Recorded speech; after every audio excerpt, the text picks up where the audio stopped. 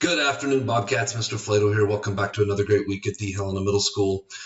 Today's Bob lesson, brand new material coming at you with today. And this material really has been inspired by more than anything last 12 years of being a school counselor and seeing kids when they get into seventh grade, get into eighth grade. And one of the things that I feel like a lot of times is really missing is kids that don't have a vision or don't have a goal of what they want for their life or where they want their life to head to. We've got several different groups, types of kids in our building.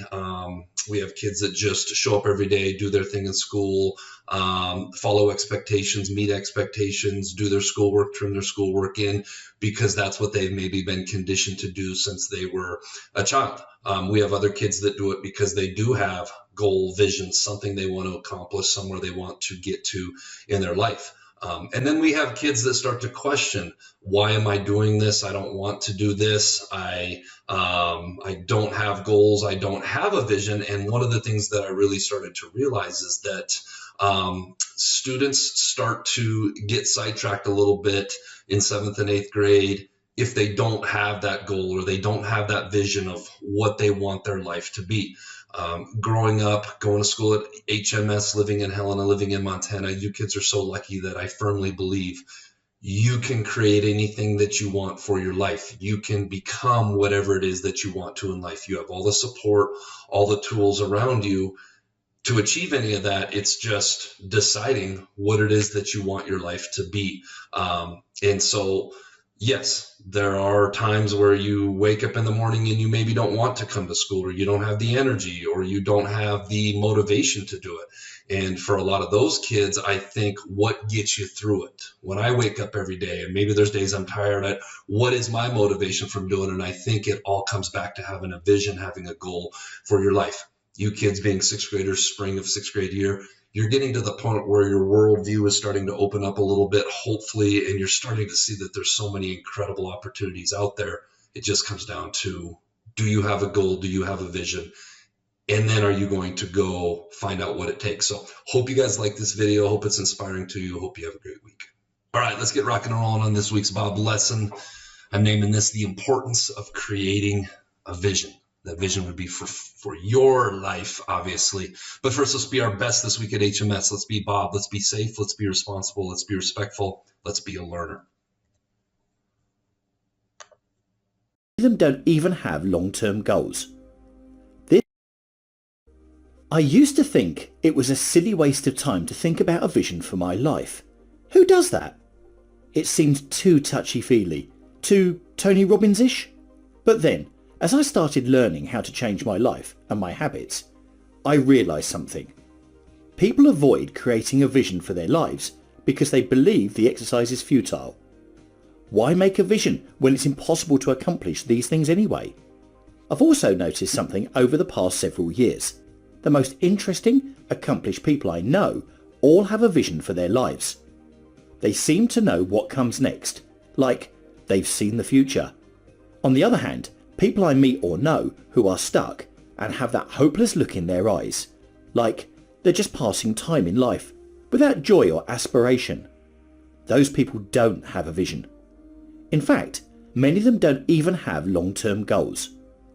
This was painfully clear at my recent high school reunion. Does having a vision make you better able to change your life, or does being able to change your life make having a vision possible? Being able to change your life and having a vision for it are the yin and yang of living a great life. They're interdependent and complementary of one another. One will jumpstart the other. Find the motivation to change your life and you'll be able to create a vision for it. Or create a vision for your life and then learn how to change it. What's the difference between a life vision and long-term goals? Goals are individual experiences and accomplishments you strive for. A vision is the bigger picture. Your life's vision defines who you want to be, what do you want to be known for, and the set of experiences and accomplishments you aim for.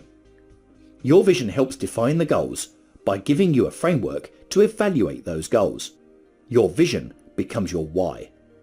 Your vision should aim to answer questions like, what life do you want to have lived at age 20, 30, 40, 50, 60, 70, and 80? What kinds of people do you want to be surrounded by? What do you believe you're capable of in life? What are the greatest things you could accomplish, given the right circumstances, resources, and motivation? What do you wish you could change about the world? What could you contribute to the world that would make you feel proud and content? When you die, what would you want people to say and remember about you? In fact, start by answering those questions and your vision should be easy to create. How to create your life's vision. First, you need to identify what matters in life. This is where that college philosophy class should come in handy. You need to go deep and existential here. What is the real meaning of life? How should you live your life? Your answer to what matters in life won't be perfect, and that's okay. The point is to put a stake in the ground to work towards, and you can change your answer whenever you review your life's vision. Regardless of your answer, there will be things you want to do or be, and there are resources needed to support those experiences and accomplishments. Next, make a list of the categories of things that matter to you.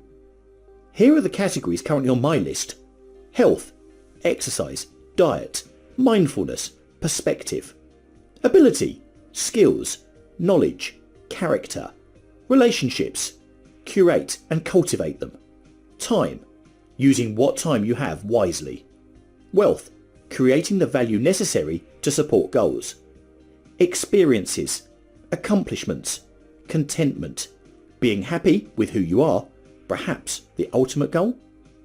Your list can and should look different. It's all about what matters to you and what you want out of your brief time on this planet.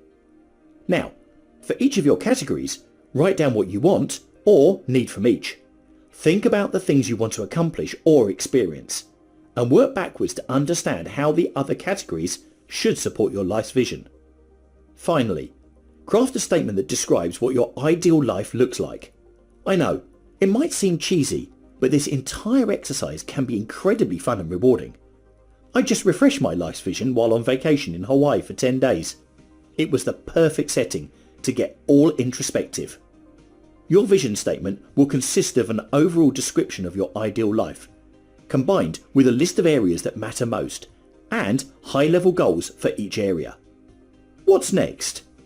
If all you do is this exercise, you will likely see some benefits, as your vision will stick in the back of your mind and you'll unconsciously work towards it.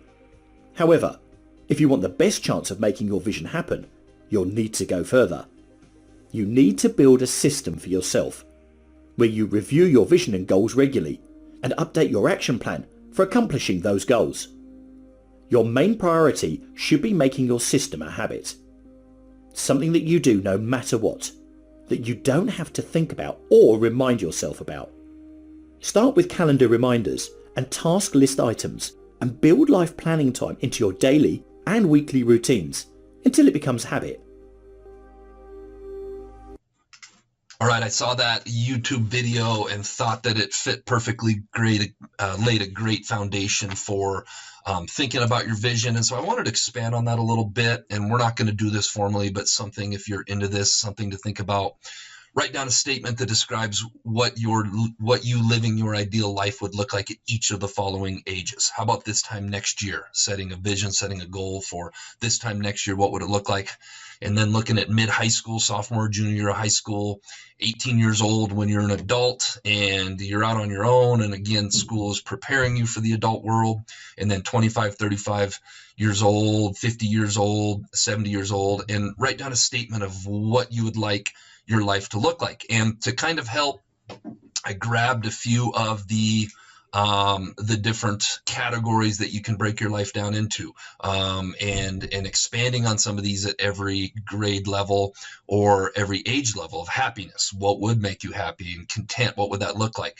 What would other people think? Health. What would your health look like? What are some goals you need to do to be healthy?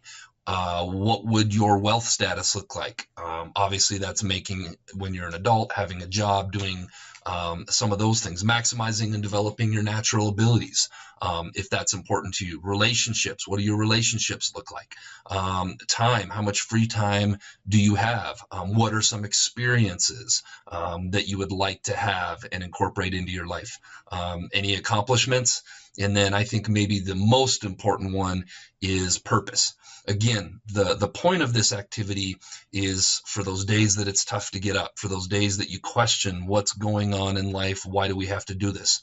And also, as you get a little bit older, I see this all the time, and I didn't do a good enough job in the intro, but there are also lots of traps coming up in life, lots of things that you can get sidetracked with, lots of things that I see kids get caught up with. And I really believe that if you don't have a vision, if you don't have goals, if you don't have a reason to do the right things in life, it gets easier to get caught up in some of those traps. So identifying what your vision is, identifying what it is that you want for your life, I think it's so critically important. All right, this week's Jelly Bean Question of the Week winners. There were not any. Apparently, maybe I made it too hard. The sequence of letters stood for seconds, minutes, days, weeks, months, and then the answer was years, which would have been why. All right, let's give this week another go. A little multiple choice action. Got a 33.3% chance of winning if you participate this week. Which of the following occupations becomes a different occupation when you remove one of its letters? And what occupation is that? Is it a doctor, a scientist, or a banker? If you think you know the answer, get your answer in by the end of the week and tune in next week. All right, Bobcats, let's make it a great week at the Helena Middle School.